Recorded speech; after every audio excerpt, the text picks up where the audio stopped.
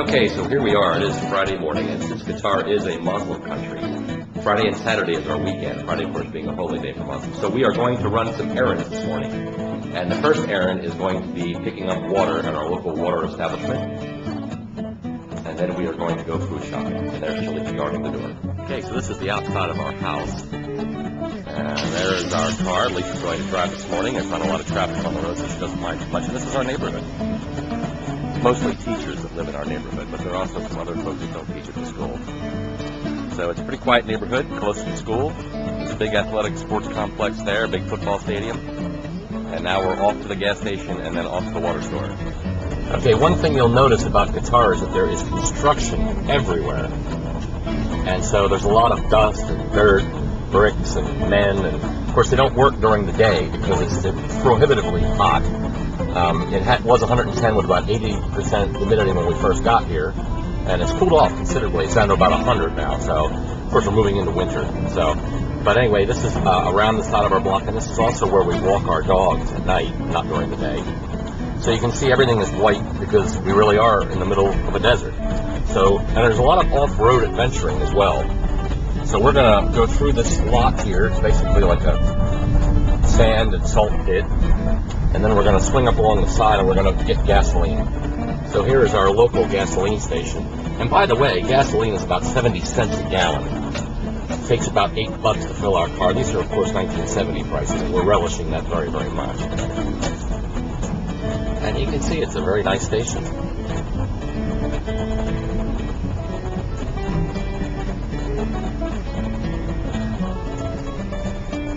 So yeah, as I said, the real is pegged to the dollar. It's about 3.6408, and that costs us a whole grand total of 22 real, which is what, approximately $5 and some odd cents. And that is 1 week's worth of gas. Not even, maybe a couple weeks. So we filled it up at our local mobile station, and now it is off to the water store, our favorite strip mall. And it's just right around the corner from where we live, so everything is very centrally located, very convenient for us.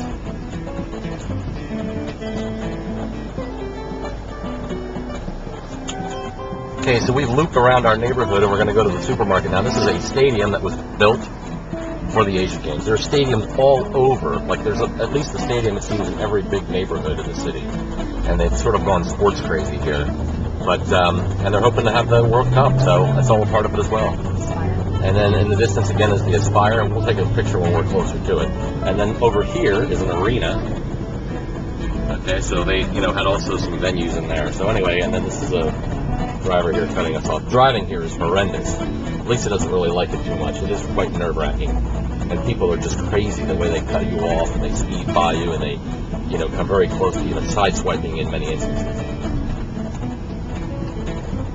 Now, we always get really nervous when we come to traffic signal intersections because what happens is the green lights blink. And when that happens, it means it's going to go to yellow quick, and then it goes to yellow, and then to red. And if you go through a red light, the fine is in the hundreds of dollars. I mean, they really have strict traffic violations here because the people are so crazy and they're trying to save lives.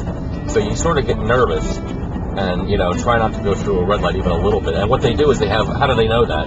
They have cameras at every intersection. And they take they take all these videos, and then when you get caught, you go to the office to pay your fine, and they show you the video. So they have proof. I mean, it's literally Big Brother watching you. They have proof that you went through the intersection for red light, and also for speeding. So it's actually quite bizarre. Over here is the Aspire. That's where the torch for the Asian Games was lit. Below that is another stadium. And then off to the side here, to the left of the Spire, is an arena where they have gymnastics and so forth. And usually you can go into these events free. We had some friends that went to a gymnastics event last week, and they found out about it last minute, went to the arena, and simply just walked in, and it was an international competition. There were gymnasts there from all over the world. Okay, so this complex goes on and on and on, and down here now is what's called the Bellagio Mall. It has a Venice motif inside, complete with water canals, gondolas. It even has an ice skating rink, and they have hockey matches in there on, I think it's Friday or Saturday nights. Quite a few Canadian folks that we know play hockey. So there's the Bellagio, and we understand that it is sort of supposed to be a replica of the Bellagio, which is, of course, a casino in Las Vegas. And then we're going to go next door to something called the Hyatt Plaza, which is another big, exquisite mall. And we're going to go shopping at a store there called Giant. And in just a second, we're going to see the Giant shopping cart, which is the entrance to the parking lot for the Hyatt Plaza. And there's some paintball. There's a paintball company here. You can see the Giant shopping cart there in the background. And Hyatt does have a dress code. It's a sort of strict dress code. Women can't wear really anything off their sleeves, so off their shoulders, I should say. So they have to wear sleeved shirts, and you have to dress with pants that are at least like capris below the knee. Men, it's a little looser, of course. They can wear short pants, and but you know, we're really discouraged from wearing tank tops, that kind of thing. So modesty rules the day. And of course, a lot of people, Qataris, 99% of them wear the white thobes and the hat that are so common on TV, you see. And of course, the women wear the abaya, which is total face covering. All you can usually see are their eyes.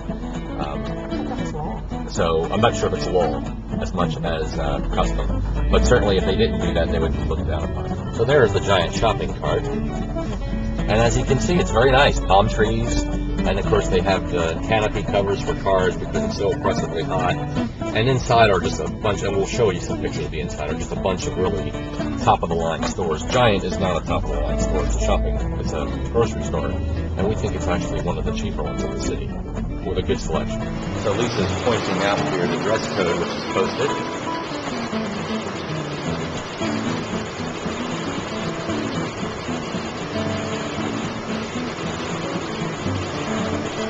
Friday morning, and everything is closed in the mall, closed up because it's holy morning.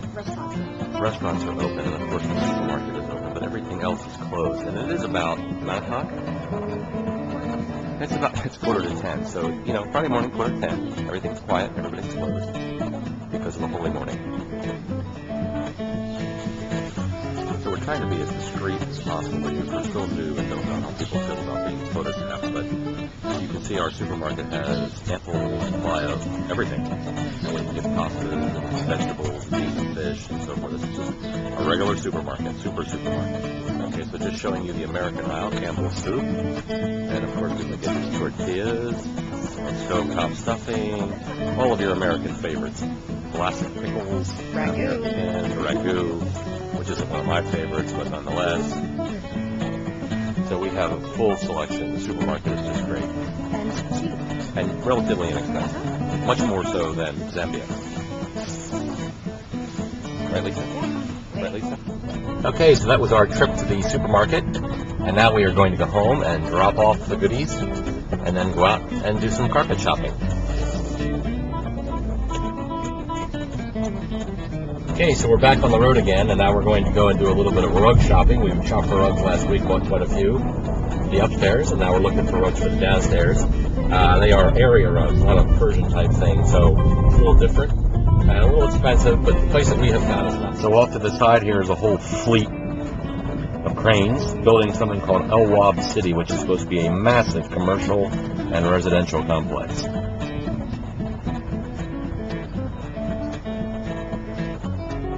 Okay, so like in a lot of these countries, you find sort of things off the beaten trail, and that's where our rug place is.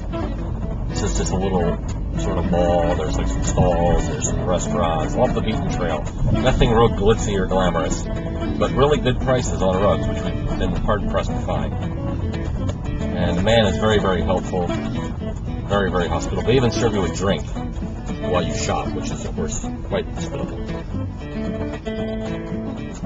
And here we are.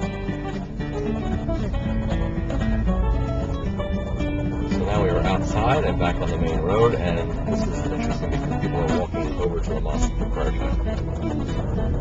Or people walking over to the mosque.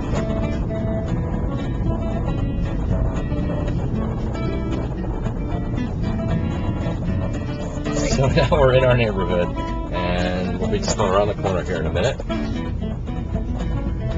Returning home and then to have lunch, and then probably an afternoon of some work around the house and walk the dogs and maybe a little schoolwork, a little TV, a little nap, all on a hard day's work here in Doha.